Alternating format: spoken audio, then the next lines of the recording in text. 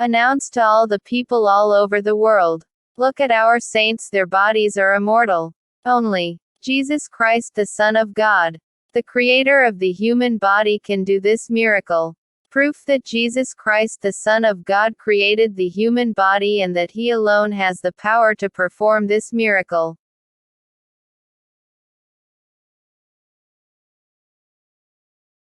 A story of great mercy of Saint Maria Goretti and Alessandro Serenelli.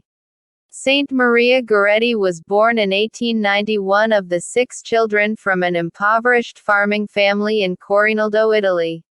In 1899 her father Luigi Goretti moved the family to La Ferriere di Conca 40 miles from Rome to work as a sharecropper in exchange for farming work. The Gorettis lived in the landowner's abandoned factory on the property. They shared their residence with another poor family, the Serenellis, which consisted of Giovanni, a widower, and his son Alessandro.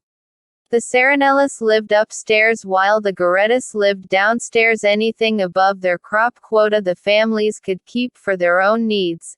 In this way they survived poverty and hunger working side by side. The farmland was poor, swampy, mosquito-infested and difficult to work. One day Luigi Goretti was bitten by a mosquito carrying the malaria virus. Tragically he died 11 days later in 1900. Maria was just 9 years old.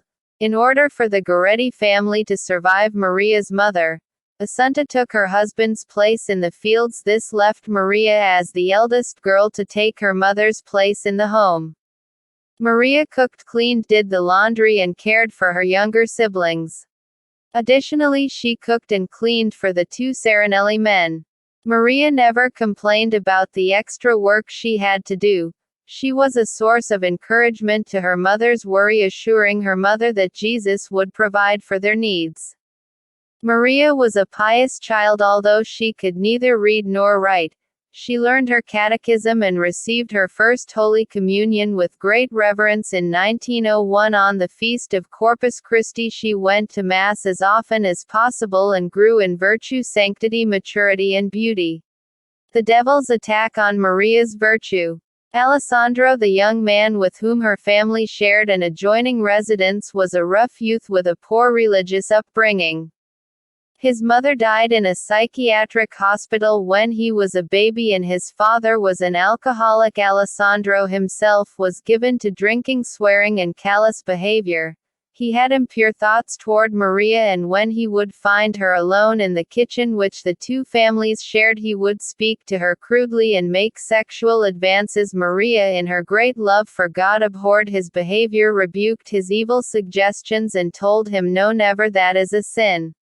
God forbids that and we would go to hell."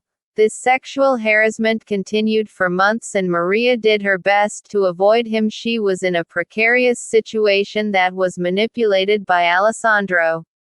Maria kept quiet about the abuse because Alessandro would help his mother with the more difficult tasks in the fields, and even if she did speak up to her mother about what was happening, the family had nowhere else to go. Instead, Maria remained silent and entrusted herself to Jesus.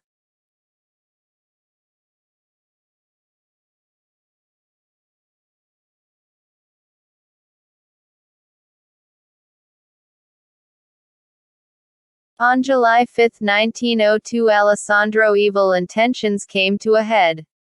Maria was inside the house working on the sewing and caring for the younger children while everyone else was out threshing in the fields. Seizing an opportunity for evil, Alessandro left his work, came up the steps and into the kitchen and closed the door behind him. He approached Maria with a file used to sharpen farm tools, the end of which he had sharpened to a point. He told Maria Goretti that if she did not finally allow him to have a sex with her, he would kill her.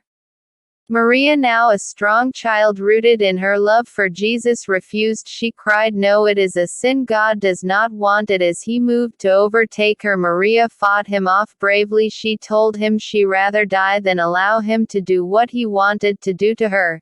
In a rage, Alessandro stabbed Maria 9 times. The file passed through Maria's tiny body from the front all the way through her back again and again. Alessandro was 20 years old and Maria was 11.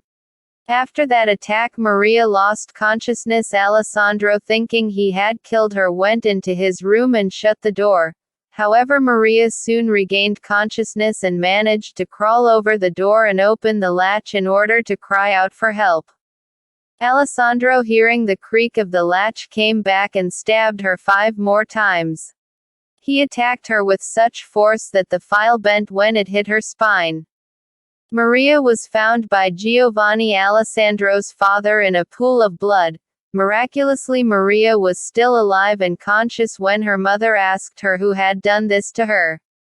Maria was able to identify Alessandro as her attacker. She was then rushed to the hospital while Alessandro was taken off to jail.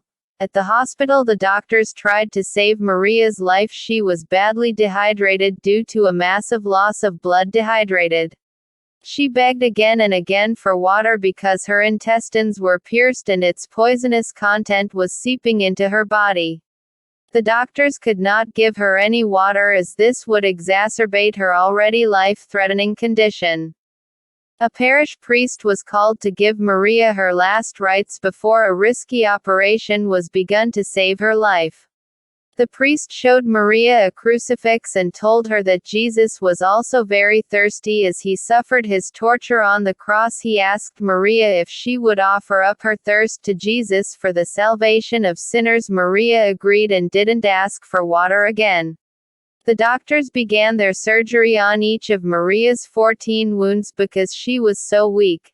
They could not use any anesthesia. Maria was fully conscious as they widened each of her wounds in order to sew them up from the inside out.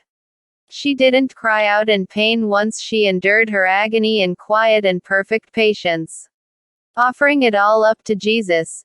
Despite the efforts of the doctors, they couldn't control Maria's bleeding or infection.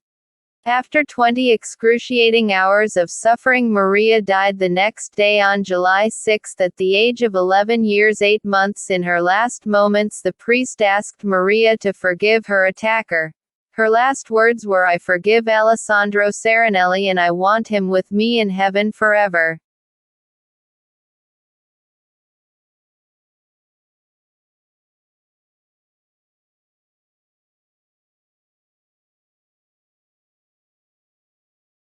However, 6 years later, Maria appeared to Alessandro in a dream while he was in prison. She handed him 14 white lilies, the symbol of purity, without speaking a word, 1 flower for each time he stabbed her.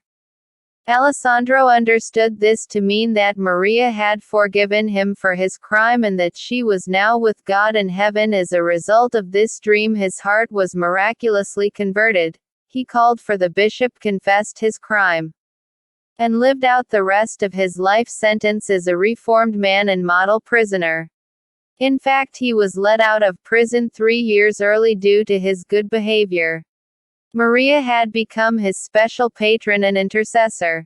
Maria Goretti, a young virgin and martyr whose life is an example of purity and mercy for all Christians. Saint Maria Goretti is best known for her commitment to purity and the courageous defense of her faith at the young age of 11 that made her willing to undergo death rather than participate in a sin against God. The body of Saint Maria Goretti is incorrupt, absolutely beautiful, and interred in the Church of Our Lady of Mercy, Nettuno, Italy. Maria Goretti serves the youth of today in a time of moral decay, unfaithfulness. Low mentality is the ideal of pureness and spiritual integrity. Saint Maria Goretti remained to be incorrupt after her death. However, her body did actually experience natural degradation when it was interred in the cemetery of Nettuno, Italy, following her murder.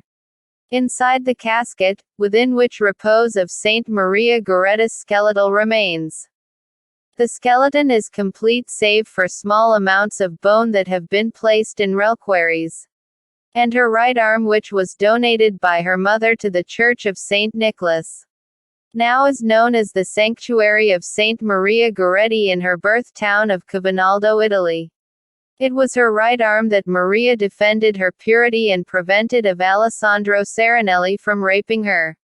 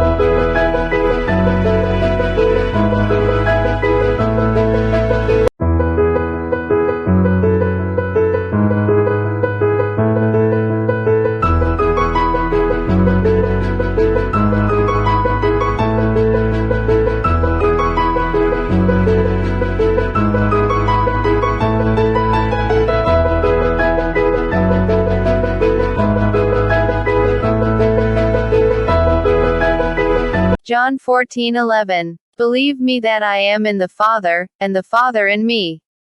Or else believe me for the very work's sake. John 14:11. Believe me that I am in the Father, and the Father in me. Or else believe me for the very work's sake. Psalms 96:3. Tell of his glory among the nations, his wonderful deeds among all the peoples.